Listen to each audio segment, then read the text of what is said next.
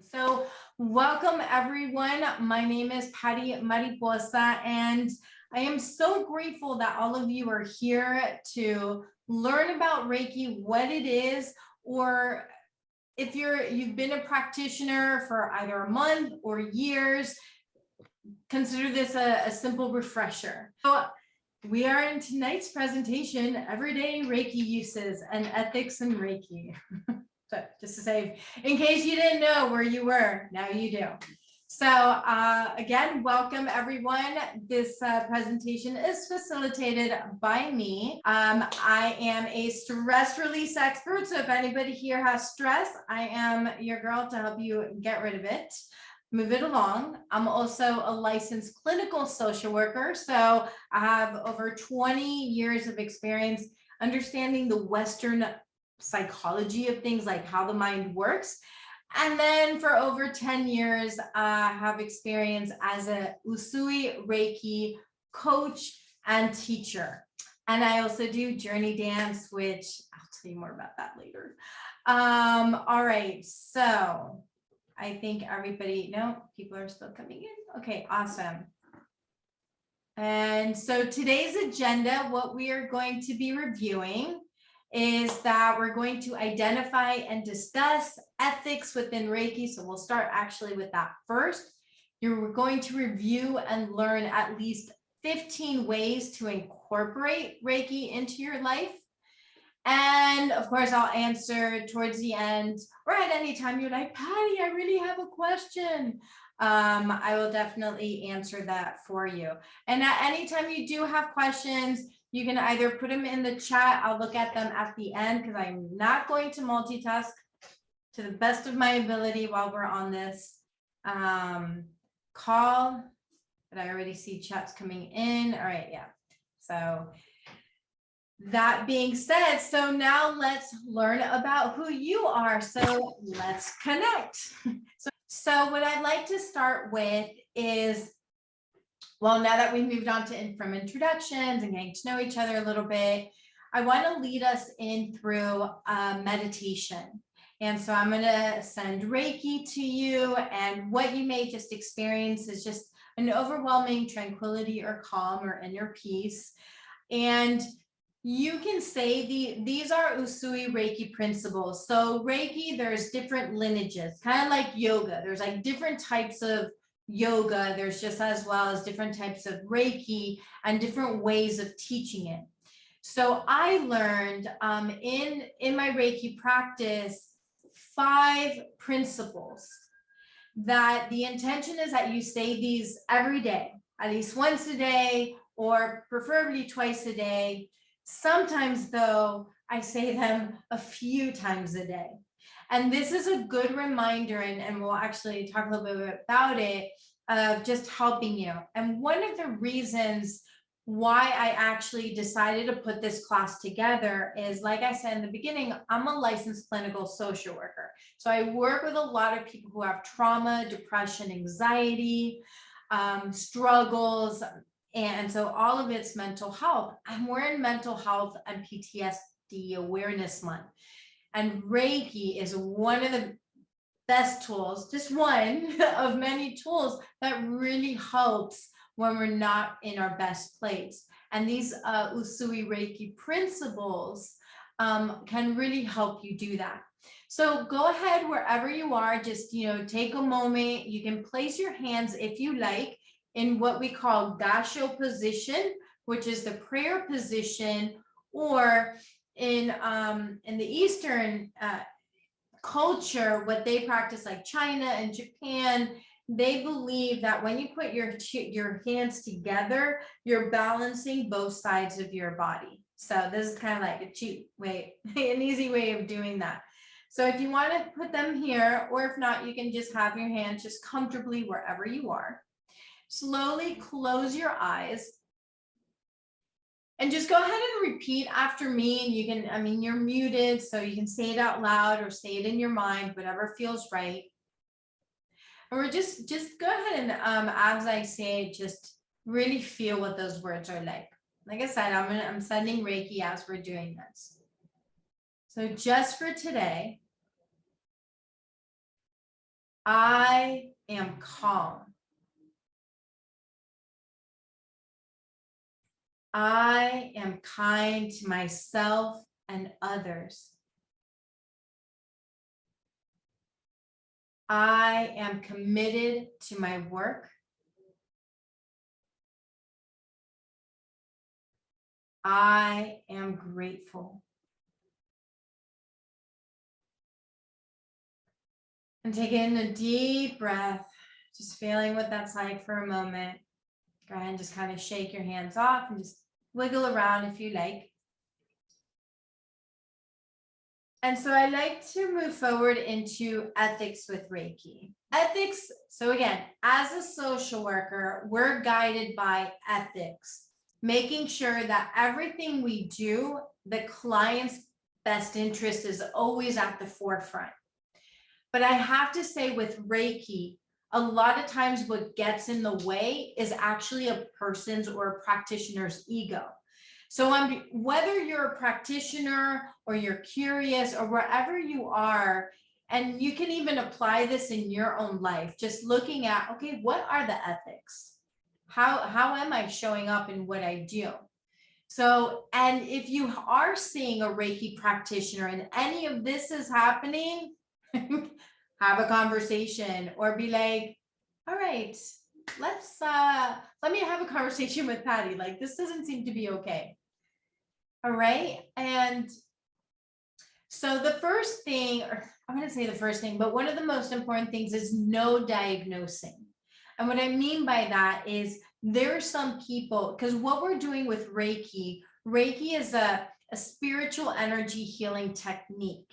So it's very different from energy healing just by itself, because what makes Reiki different from regular energy healing, just hands-on, is that we're connecting to a source that's bigger than us. So you can call it God, you can call it source, or you can call it spirit, you can call it the angels, whatever your belief is, go for it. It's just saying, hey, I'm connecting to something bigger. So when I say no diagnosing, I'm saying if, like, let's say sometimes, so what we feel in the body are blocks of energy. And the more that you practice Reiki and the more you trust your intuition, like, oh, this feels hot, or this feels cold, or this feels painful, or you feel something on your palms, because that's what we use to check. Sometimes, and I've had clients tell me that they've had practitioners tell them this, that let's say they have something on their heart, and like a block in their heart. And that could be a variety of things. That could be emotional. It could actually be physical. It could be mental. So a Reiki practitioner, their sole goal is to help the body and the mind to relax. The body then does the healing. But some practitioners actually diagnose and say, oh, you're going to have a heart attack, or you have cancer, or you have your heart chakra blocked or something, right? If that's not what you're an expert in, or you have experience and certification and all that, then just use a different way, such as, what I'm experiencing is, or what I'm channeling is, or what I'm getting is this. I may be wrong, but I encourage you to go get this checked out. Right. And so that's a much easier way. Another thing is maintaining boundaries. So it's so important, and again, as a social worker, this happens to a lot of us, is that we stack clients one right after the other. But with energy healing clients, it's kind of the same thing. Like, we need some time to like process and move that energy away from us.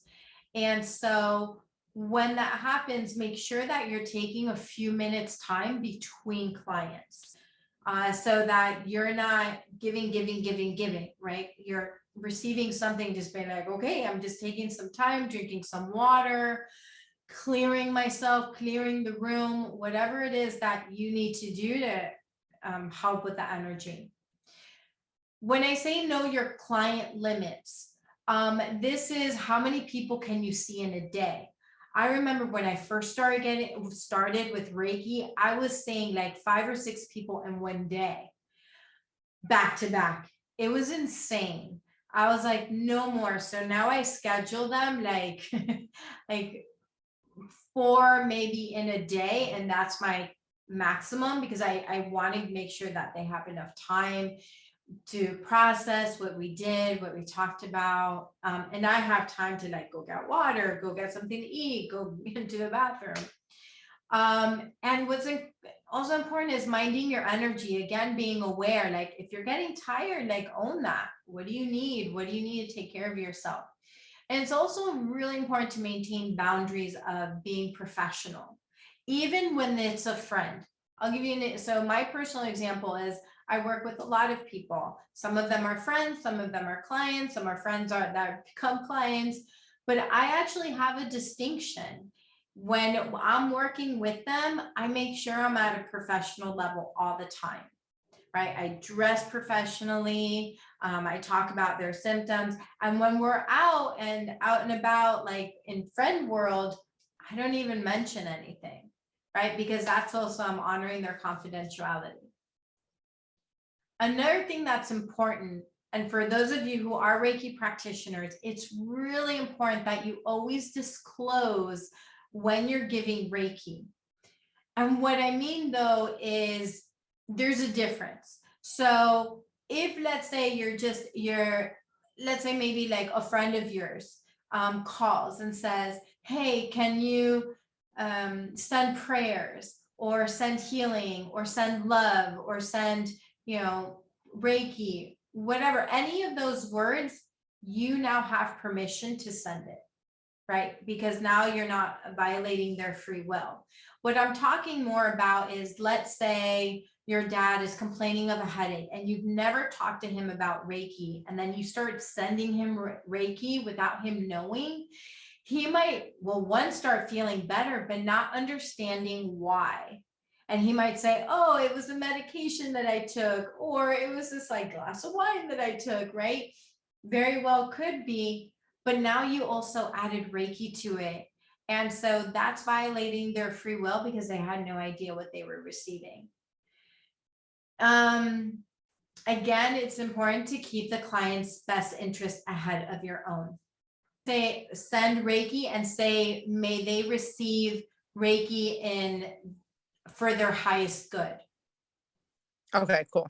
So you're not like going in and giving them a session, right? It's like, because if you're on Facebook, it's like almost every day where people are asking, send healing to my cat, send healing to this and that, right? We don't have actual permission from, the cat or something. But if we say I'm sending healing and they may receive it in the highest good, that's like that gray area that you get away with. But the reason though that I talk about this is, let's say, and I work with a lot of massage therapists, and some of them are my students or nurses or even therapists. I've taught Reiki to, and this is where the ethics in Reiki came about, because what happens, especially a massage therapist who's trained in Reiki, and I'll give an example. I had a Reiki student of mine tell me, she's like, I don't want to tell them I do Reiki. I'm like, but why?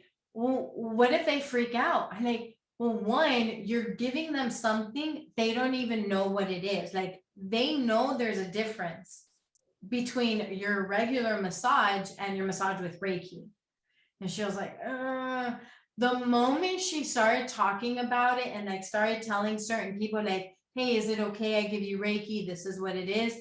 Now she's like offering it as Reiki and massage or just Reiki. And she's so much more comfortable about it because she moved past that fear, and more people are like open to it. They're like, oh, thank you for letting me know you did Reiki. I had no idea. So we just want to educate people when we're doing a new modality, basically, is what we're doing. It's like, for example, if you're going in to receive a massage, and all of a sudden, and this has happened to me, it scared the crap out of me, and they started doing cupping. I was not, I mean, I love cupping, but I was not prepared for that. It scared me. I'm like, what are you doing? So it's kind of like that. We don't want to go into somebody's invasive area when they just like said, I trust you. Does that make sense? Yeah, like keeping boundaries, you're just keeping the boundary. Yep. Awesome. You're not crossing the boundary intentionally. Yeah, exactly. Exactly. Yeah. Any other questions about ethics?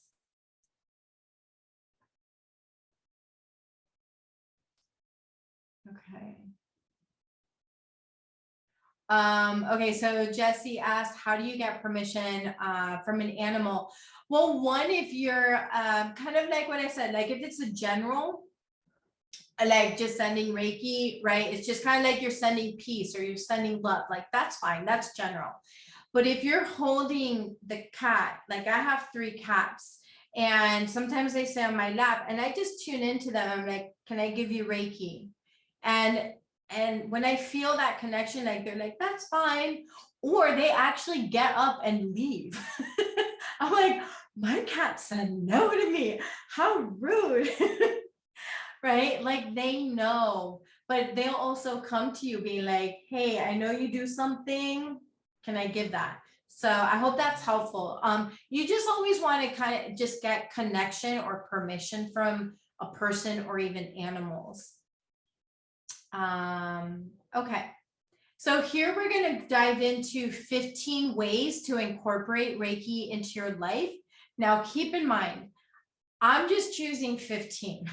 There's countless of other ways and more to incorporate Reiki. But if you master these 15, you're golden, right? And what a Reiki master is, apart from learning additional tools, which we'll kind of go into that, is actually somebody who practices Reiki every day. That's honestly how I teach being a Reiki master is.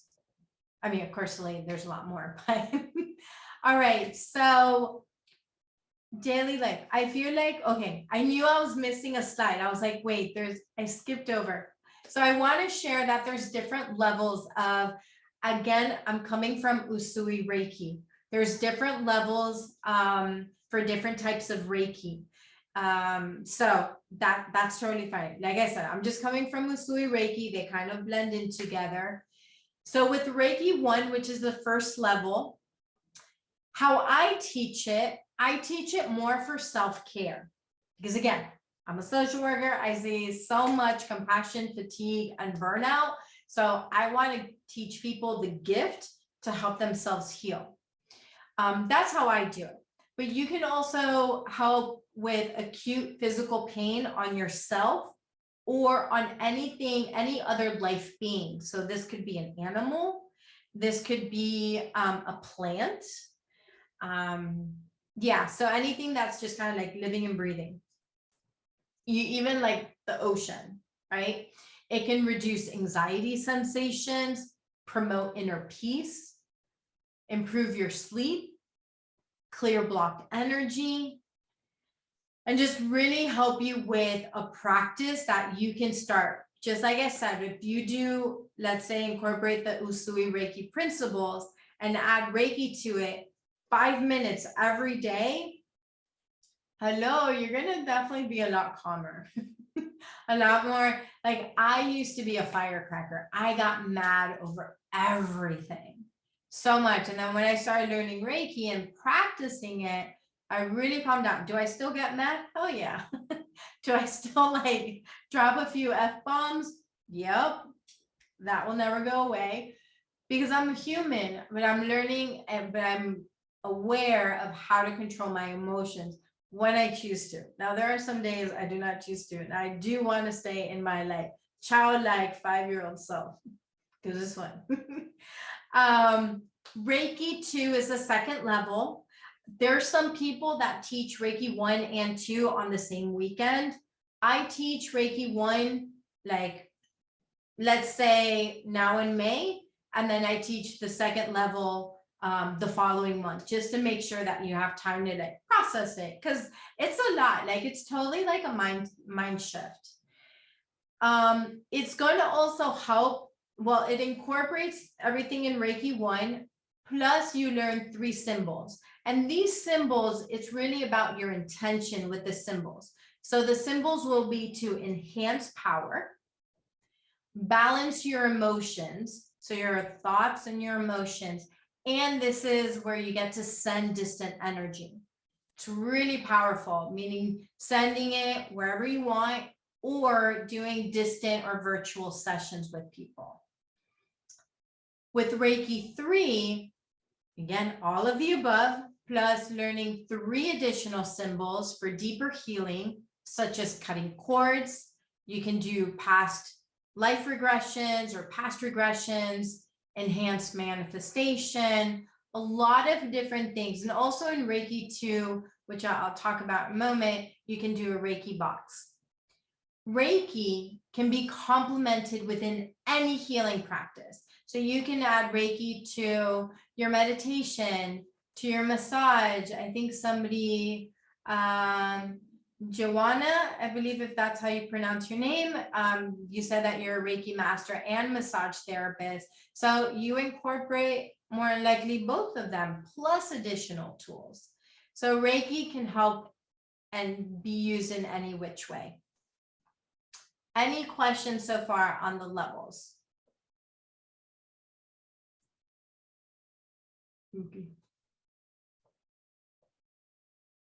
Okay, yeah, she does. Awesome. All right, so here are 5, and like I said, I did 3 kind of subsets. And the first one is daily life. So again, if you can apply Reiki every day into this, and for those of you who don't know Reiki, you can still do apply intention. So again, this is like blessing yourself. So with let's say with water and food, what you do is, for example, is you bless it. And so with Reiki, we're intentionally sending the Reiki in, because when you receive the Reiki attunement, which happens in the classes, which can be done in person or virtually, you receive the attunements through, and the energy through, and it comes out through your palms. So whenever you touch something, it's kind of like that idea, you have hands of gold, everything you touch is gold. Well, everything you touch has energy. So you get to like kind of move it and shift it. So every time I have my bottle of water, I'm sending it Reiki. So again, for those of you who don't know Reiki yet, which I'm sure you will because you're here, you're like, what is this? Right? Kind of like Joanna said, it's on her bucket list. Right? You can start already using these techniques. So when you have your water or your food, just giving thanks to it, because that gratitude is spiritual. So you're sending that positive energy into whatever it is that you're drinking, you're eating. So again, it's a really good daily practice to have. Plus, when you really focus, let's say, on blessing your food, guess what? You're going to actually eat less because you're much more mindful about it. Another way is blessing Reiki in your car.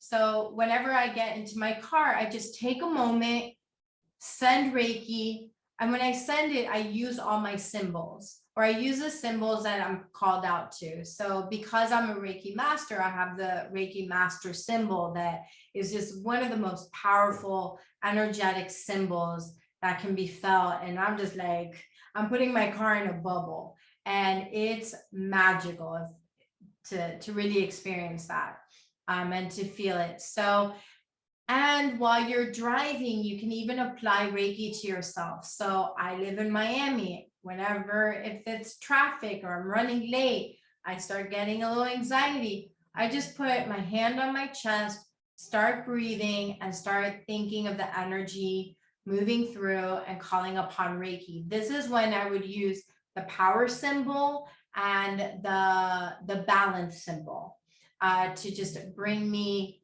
into balance. Another way is every time you take a shower. So again, for Reiki practitioners, you'd want to put the symbols into your shower head. And imagine that it's clearing all the water that then goes over you. For non-Reiki practitioners, you can just envision the water coming down. And again, with your intention, just saying that I'm clearing this energy. The other one is self-Reiki. So this is where, like, if you have, again, any acute physical pain, you're going to just place your hands anywhere that you feel called to. So if you have neck pain, you're going to place your hands there. If you have knee pain, back pain, whatever, you're just placing your hands there. If you're a Reiki practitioner, especially Reiki 2 and above, you have a couple of ways of doing it.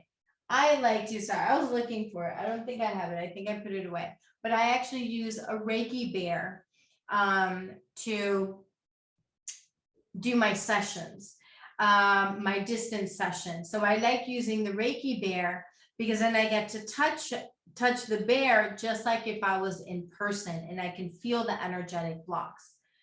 Another time I use is kind of like this like superwoman thing that I have, and I do scans on that, but I could set the intention that the bear or this, you know, picture is me. And as I give Reiki to that, I'm receiving it. So that's kind of my little cheat sheet, because I'm like, oh, my hands hurt. So then I just like put it in front of me.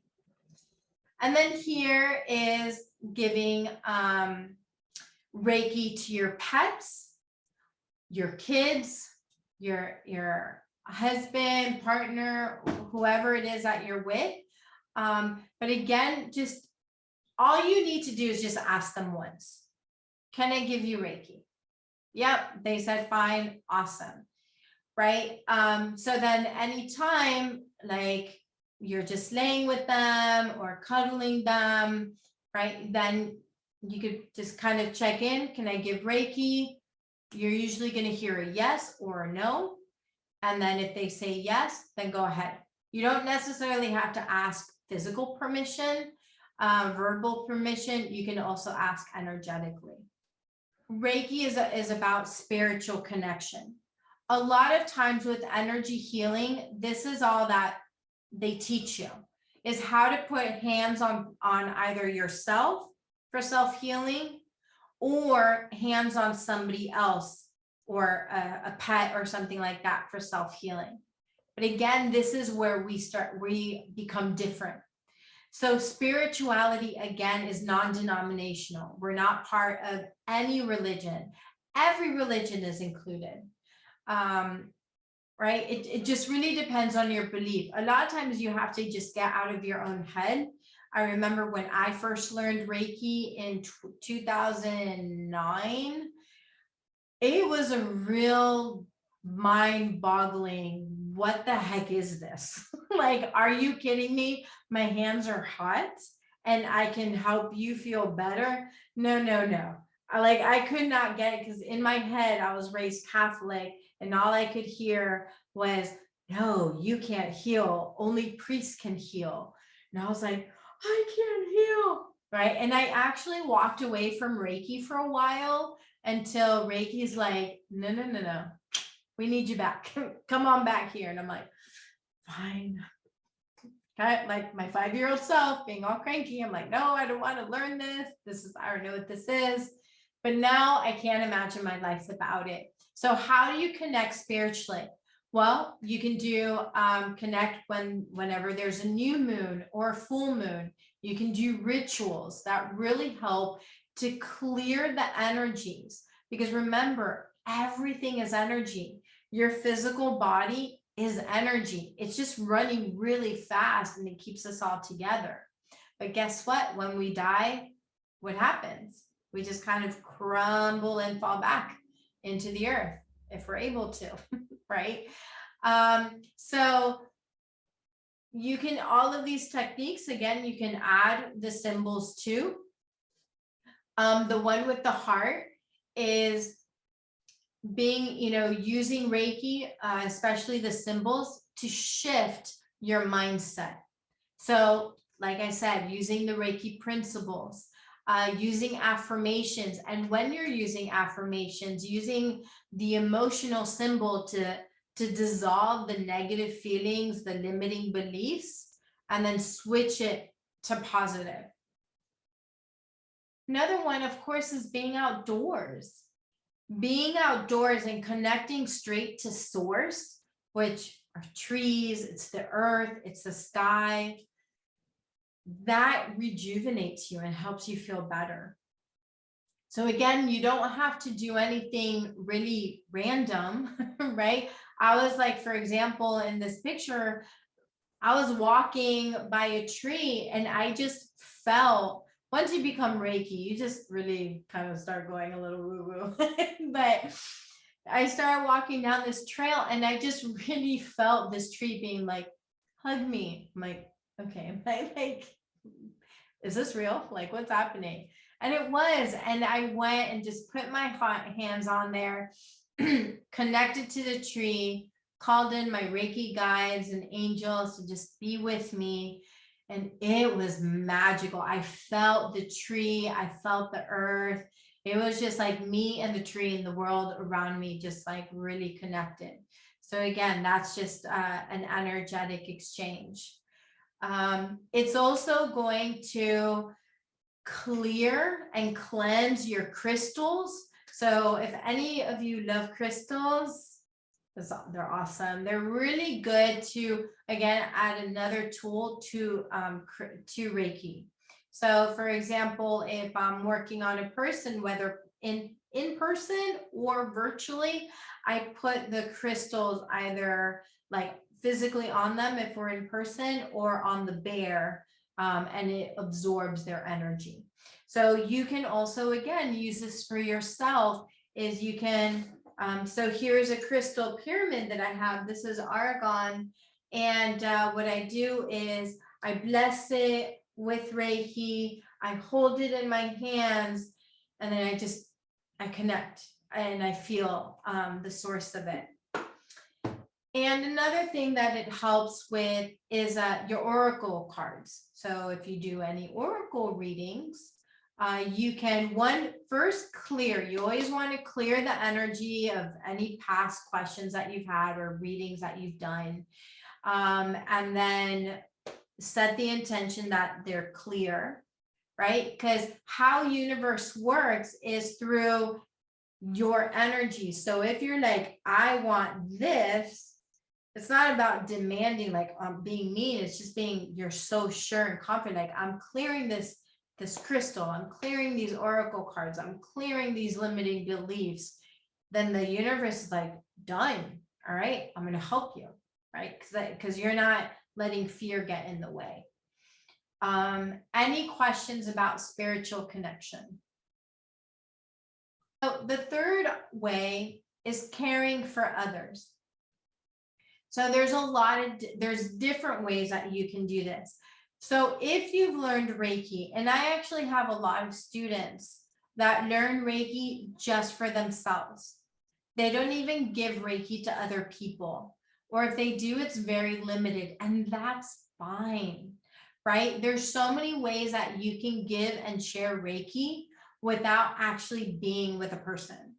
So for example, here we are, on the left-hand side is us doing some stretching, doing some yoga in Nicaragua during one of our retreats that we did, which if you're interested in retreats, especially Reiki, let me know. We have a retreat coming up in 2023 in Costa Rica. So we'll be doing, so we infuse Reiki in all of our activities. So in yoga, in dance, in meditation, in mindfulness, and sound music, right? Reiki's in all of it. In regards to the levels, I would say don't think of it from your educational perspective. Like, I have to learn Reiki 1, I have to learn Reiki 2, I have to learn Reiki 3. I want you to look at it more from experience. Do you feel, if you feel confident in Reiki 2, the 3 symbols, when to use them, how to use them, and you have practice using them, I encourage my students before they come to Reiki 3 that they've worked on at least 10 people, and especially themselves, and know the 3 symbols. So if you know all that and you practice and you're doing it and you're just like, okay, I get the essence of it. I usually with it for between Reiki 2 and 3, have between at least 6 months. And I always interview all of my Reiki students before they come into 3, because a lot of times they're like, oh, I just want to learn, right? Kind of like going to grade levels. Reiki is not like that. Like, this is more about energy practice. Hope that's helpful. Let me know if you have any more questions. Okay, cool. This one right here is what we call the Reiki box. So the Reiki box can be anything that you create. This, I teach it usually in Reiki 3, but I've also taught it in Reiki 2. It really just kind of depends on how much information I'm sharing, because Reiki 2 is like, it's mind-blowing learning the 3 symbols, because I mean, just the fact that you know, or you learn that you can send Reiki anywhere, even to the past. Wrap your head around that one. It took me years to wrap my head around it.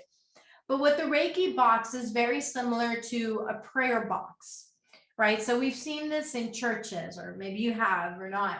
And so the idea with the prayer box, I'm just grabbing, so imagine this is a prayer box, and inside you prepare it by adding the Reiki symbols. So if at least Reiki 2, all 3 Reiki symbols. And if you know all of them, go ahead and add all of them, and you're basically activating the box. And then every time you get a prayer request, or you get you want to pray for someone like Russia or the wars or the United States or whatever it is, you write it down on a piece of paper, you place it in the box, you do the power symbol over it with the intention that everyone or situation or experience or place that's in the box is continuously receiving Reiki. As long as it's being done, you do this every day, just the power symbol every day, and it just keeps the box activated, keeps it hot. Another way, again, is individual sessions. So here I am doing an in-person session. I see people in person as well as virtually. And same experience, but you know, some people like it in person because they're like, oh, I can see you, I can touch you. This is great. I can really feel it. But even again, virtually, you can still feel the same. But here, as you can see, I have my hand over. I'm not necessarily touching him. Sometimes I am, sometimes I'm not. I'm just going around where the healing is. Another way, like I said, is here. This is my bottom one, journey dance. So I facilitate something called journey dance, which my next dance is the 21st, next Saturday, where I take everyone on a journey using music and movement and guidance to really get in touch with yourself. And next week, we're focusing on grief and loss. And then at the end of the dance, I bring everybody back to the ground, laying down, and I give everybody Reiki to help move the energy. Another option is helping people identify their chakras. So here I am. These are dowsing rods that I have. It's kind of hard to see, but that's what they are. Dowsing rods, if you know from back when, and they're still being used as something to check for water, right? Well, guess what? We're over 80% water. And so your chakras are energetic wheels that move, you know, and that in water per se. And so if they're blocked, right, if they're not moving, there's a problem. And you as a Reiki practitioner get to help people identify what that problem is. Now, you don't have to know about the chakras in order to practice Reiki. I love the chakras. For me, I base it on like psychology. It makes so much sense to me. And when I explain it to my clients, they're like, oh crap, yes, that's totally what happened, right? Based on all I needed to know or feel experiences. Let's say their solar plexus was blocked.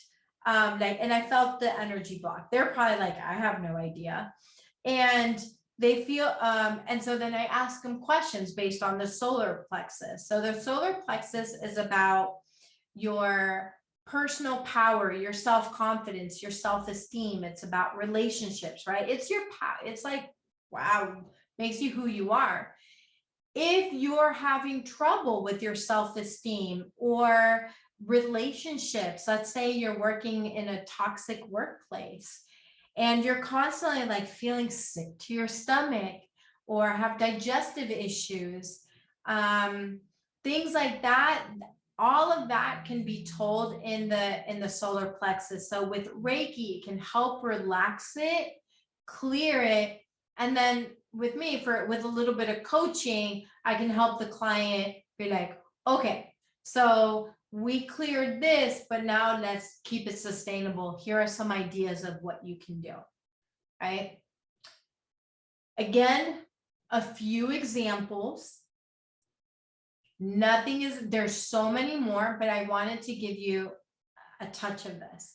I want to share with you just a few Reiki inspired events. And like I said, they're Reiki inspired. I put Reiki into every single thing I do. For example, before coming on this call, I gave myself Reiki to be here now, to be present, and to share with you the best information that I could in the time that we have. One of the reasons I created the slideshow, to be honest, is so I can stay on point, because I love this subject. I love talking about Reiki. I love helping Reiki practitioners or people learning more about Reiki. So if you're Reiki 1 and you want to learn Reiki 2 or have a refresher, reach out to me. I'm teaching a Reiki 2 class this Sunday. But I'm closing the doors tomorrow because I need to make sure everything is ready, because I print out the manuals, I have certificates, right? I want to be ready by Sunday. So I'm closing the doors by tomorrow. And if you sign up, if you're like, yes, Patty, I really want to, but I don't know. But if you sign up, have a conversation with me, I will also give you a free 30-minute energy healing session. So that's if you want to join us for the Reiki 2 class. For those of you in Miami, we're doing Journey Dance for Grief and Loss. That's May 21st. And again, there's a bonus for that. It's $45 for the class. But if you sign up because of this webinar by tomorrow morning, I'll leave it at $35. And the last thing, and this is open to anyone, it's a virtual Reiki share I do once a month. And it's very similar like this, but what I'm doing is, in the beginning, we talk about Reiki, we talk about our experience, introduce ourselves, and then I lead you on a guided meditation with Reiki. What makes that so powerful, and Joanne has been on them numerous times.